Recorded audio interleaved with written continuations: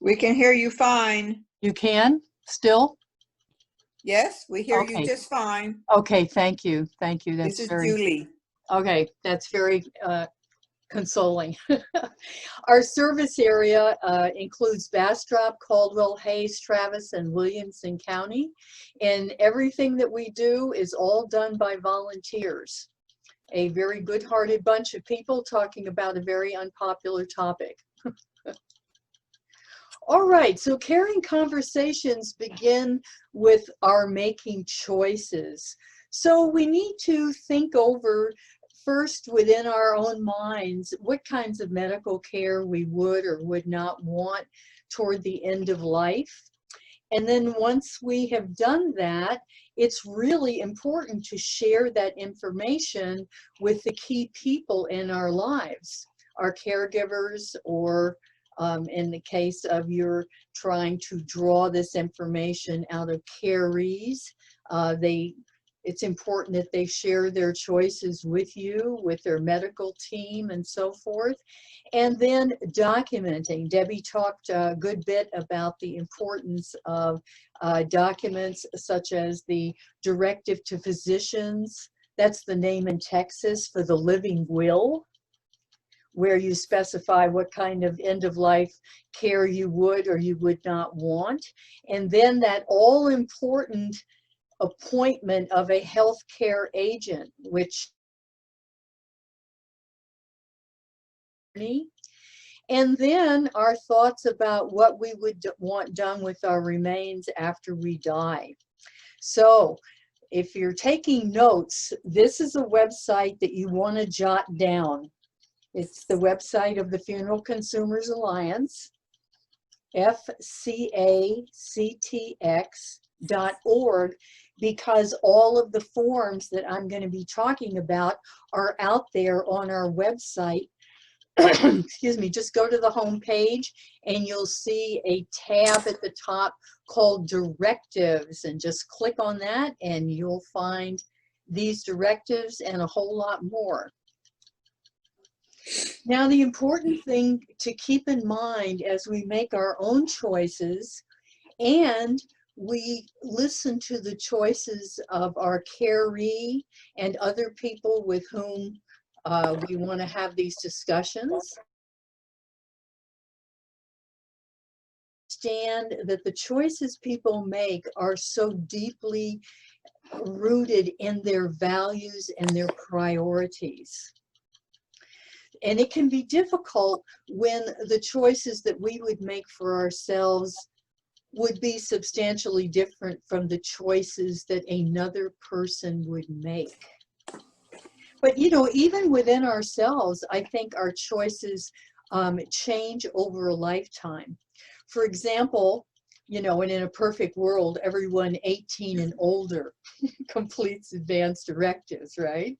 So let's just say someone 28 completed their medical directive and they thought to themselves, well, gee, I have 3 young children that I'm responsible for. So when I'm filling out this directive to physicians, I'm going to request that they do everything, putting me on a ventilator. It's so important that I not die at this time in my life. Okay, so now move forward 60 years, and this person is now 88 years old. Perhaps they're not in perfect health. They have some chronic or irreversible conditions. The quality of their life is not what it was. Now, when they revisit this very same form, the directive to physicians, they go like, well, I'm just not really all that sure I would want to be put on a ventilator. Who knows, I might be in a coma for 6 months, and when I come out, I might not even be the same person that I was when they hooked me up to the ventilator. So I'll tell you what, this time on the form, I'm going to say, no, don't do that. So see how as our life cycles move,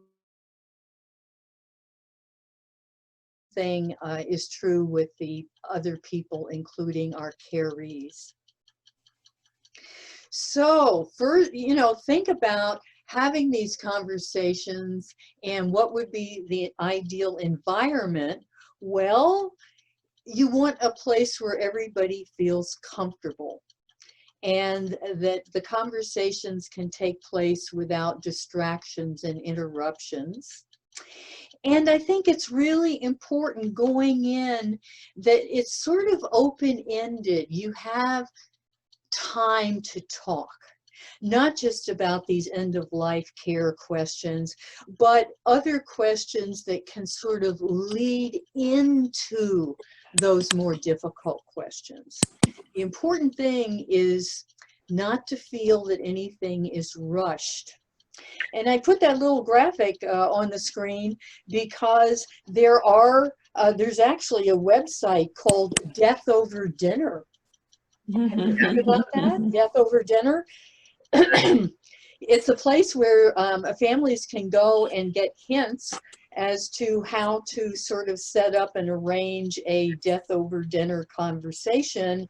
And there are some funeral homes in the Austin area who are actually inviting people to come to restaurants and enjoy meals while listening to their pitch about the importance of end-of-life planning.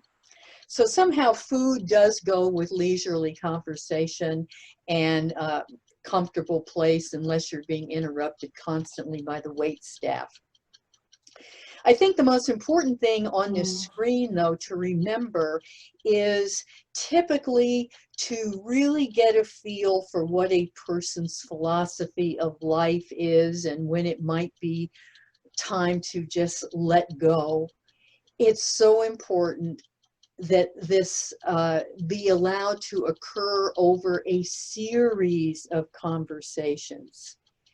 I really can't imagine covering enough ground that when you're finished, you can complete all the medical directives, because the conversation about who might be best suited to be your medical agent, that is a multifaceted conversation because you don't want to just pick anyone. But I'll talk a little more about that later. So if you just take the conversation in bits and pieces, don't be disappointed if you can't get it all done. Did I hear a comment? Was there a question, or is the sound still coming through? Okay, let's move. These conversations about end-of-life matters is memories. And look at that nice old record. Is that a 78 or is that a 33? Whatever it is, it's from the old days, that's for sure. And then there's also a graphic of a photo album. So let's just take, for example, the photo album. Here's an example of how you might ease into talking about end-of-life matters. Going through the photo album, perhaps you get to a picture of Uncle Joe. And here's Uncle Joe in his salad days when he was feeling really good, but time moved on, and in fact, Uncle Joe died and everybody went to the funeral. So here would be a chance to reminisce about what a wonderful guy, or not, that Uncle Joe was. Okay, so there you've gone into the topic of funeral planning, kind of through talking about Uncle Joe and asking, what do you remember about Uncle Joe's funeral service? Or was there something about that service that you thought was really well done? And see what the answer to that might be. Was there anything that you might recall about Uncle Joe's service or anybody else's service that you thought, that was just so wrong? I wouldn't want that at my service. And so that's how that's just one example of how you can ease from a general memory into getting more topic specific. Now, I can't say enough good things about this group called the Conversation Project. And everything they have out there is free to download. This is the, besides the FCA website, this is the other website address that I would encourage you to jot down.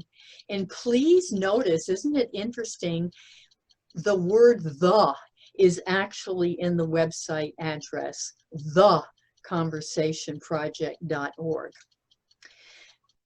And the woman who founded it, I just think this is the most wonderful quote, that the project emphasizes having a conversation on values, what matters to you or your caree or another family member, not what the matter is with you. Don't you love that?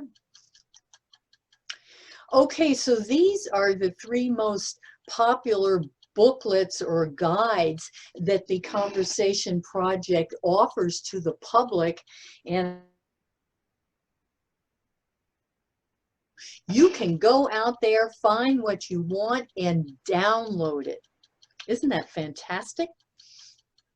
And the first guide that they started with is the one on the left. It's called Your Conversation Starter Kit. This kit is available in so many languages. It's incredible. Not just English and Spanish, but Vietnamese, Portuguese, German, you name it. Also have it available as an audio recording that a person can listen to the questions that are in the booklet and the guidance in the booklet. If there are reading challenges, or somehow it's just easier to listen or to look at the booklet and listen. They've really bent over backwards to supply the community with these wonderful discussion tools. In the middle, you see the cover of a conversation starter kit to be used in a situation where families and loved ones have a caree with Alzheimer's disease or other forms of dementia. Because at that point, your caree is not going to be able to just zip through all those questions and answer them in a way that may be useful to you. So this and tips. And then the third booklet, this is the one to help identify characteristics of a competent medical agent who will speak for you. And the medical agent's duties click in when the patient or caree, for any number of reasons, is not able to speak for himself or herself. They could be in a coma, for example, or they could be delirious, or they just for any reason that they're not able to competently express their wishes. This is when the agent becomes involved. Okay, going back to the first kit, the general one that's available in about 100 million different languages. This kit will help you prepare to discuss your medical and end-of-life care with sidebar pitch here. Not only is it desirable to help your caree express their end-of-life wishes and complete documents, if that's realistic. What about you? I remember going back to, I'm encouraging everyone in all states of health, if you're over 18, there's no reason why not to complete these directives. Okay, and again, this general conversations kit can help you guide someone else through the process. There it is. I just keep putting that website on there because I really want you to jot it down. So what kind of medical care questions? As far as the Texas Directive to Physicians, Advanced Directive, questions drill down on those situations. As I mentioned before, in many other states, this very same document is called the living will. And this is where you specify what kinds of treatment you do or do not want in certain situations. So the two situations that the directive brings up specifically, excuse me, are you have a terminal illness, okay? And officially that's defined as statistically, chances are that with a terminal illness, you will pass away in 6 months or less. Although I hasten to say that does not obligate anyone with a terminal illness to die within 6 months or less. But that also is a qualification for admission to hospice care. Or, here's the second condition, you have an irreversible, it is impacting what tasks and so forth you're able to do in your daily life. Like, are you still able to dress yourself and toilet yourself and so forth? Okay, so those are the two health scenarios, and these are the questions that the directive asks for each of those scenarios. Basically, would you want to be put on a ventilator or breathing machine to prolong your life? Yes or no? And then the other health condition, would you want a feeding tube or some other form of artificial nutrition and hydration if you were unable to eat or drink on your own? So actually the focus of the Texas Living Will is pretty narrow, but I do want to point out that there's this wonderful space on page 2, a supplemental area where you can write in there, please see attached documents, and you can say any additional thing that you want about your health care. You can attach a supplemental directive having to do with anticipation of Alzheimer's disease. You can attach the kinds of forms that Debbie was talking about.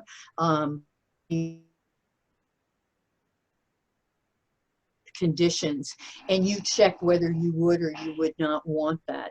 All those can be added to the Texas form, and the way you hook it to the Texas form is on page 2 when it says supplemental requests. That's where you write in that you are attaching supplements. Okay, I mentioned that there was a conversation starter kit for families with loved ones dealing with Alzheimer's or other forms of dementia.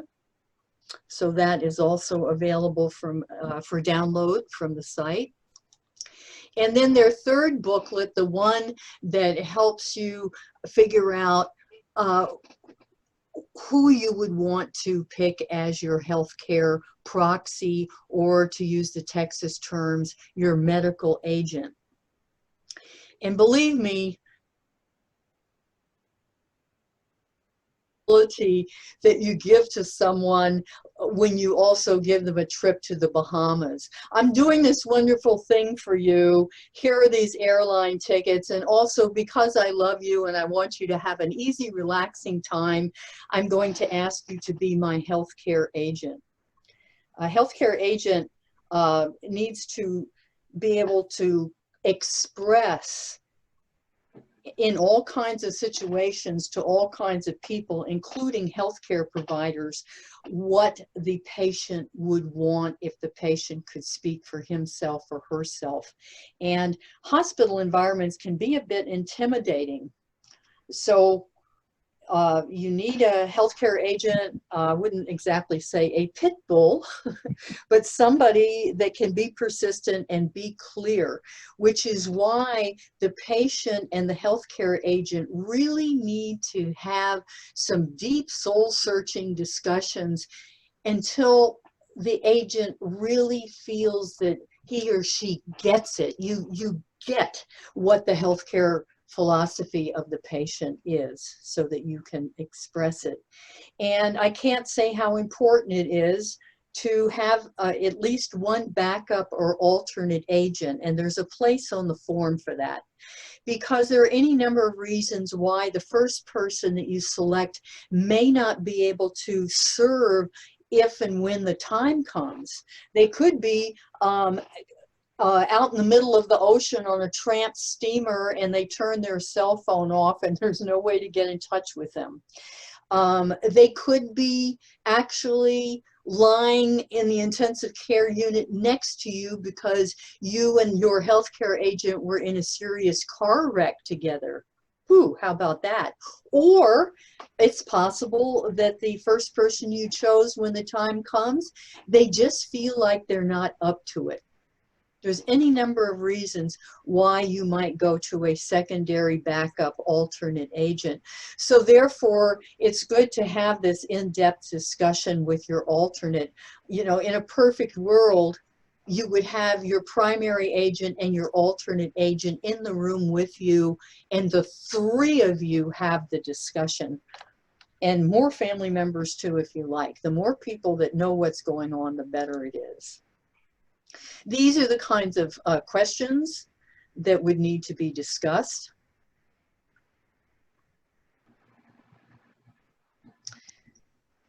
And there at the bottom of the screen is the related directive. Again, these directives are on the FCA-CTX website under the Directives tab. And then finally, no matter what, eventually, guess what? We're all going to die. The universal mortality rate is holding steady at 100%, and yet so many people still feel uncomfortable talking about death. But it's a fact, so just like birth, so it's better to give it some thought and talk about it a bit. I guess the core question here is at least to find out what a person wants in terms of their disposition. Do they want their body to be buried in a casket?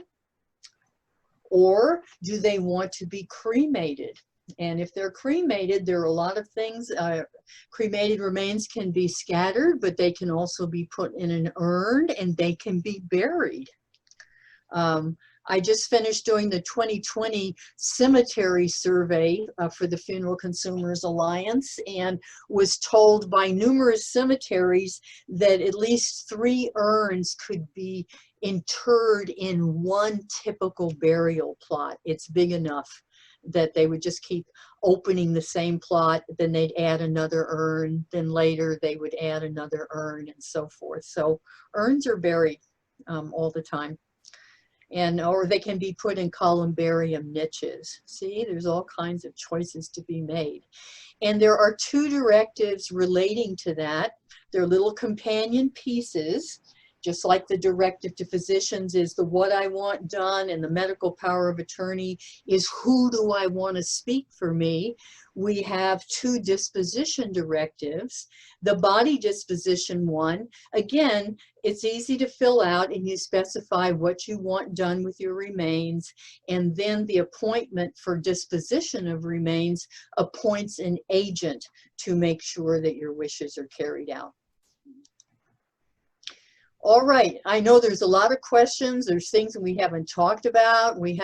You do have legal rights when calling or visiting a funeral home. I bet y'all didn't, not everybody knows that.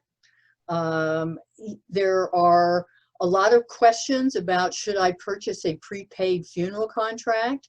If you're over 65, I don't know how many mailings you've gotten from the Neptune Society, but I have so many, I've made a necklace out of them. And then, of course, what do funerals cost?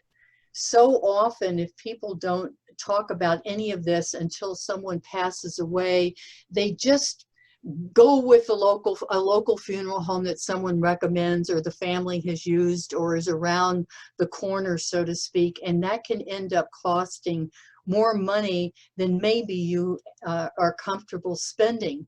So this is a sample page out of our funeral home price survey. We go out and pick up price lists from every funeral home in the 5 counties that we serve.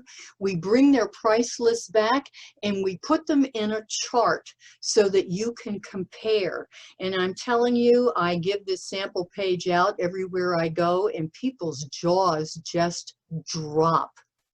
Just as one example, if you decide you would like just to be cremated and have a memorial service afterwards at some place of your choosing that does not involve the funeral home, you just want them to come get your body, put you in refrigeration for a little while, and then cremate you and notify the family when your ashes are ready to pick up. That's called direct cremation. Well, in our service area, you can pay as little as $595 for that service, or we have another funeral home in Austin that charges over $4,000 for exactly the same thing. So we think it's important that people be aware of prices so that they can compare and hopefully save some money. This is our little rack card that you can look for when you pick up your goodie bag that will be provided sometime after this in the next week or so.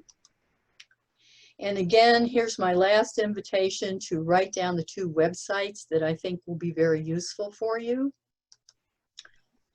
And I want to see now if I can show you real quick. I've just thought of doing this after.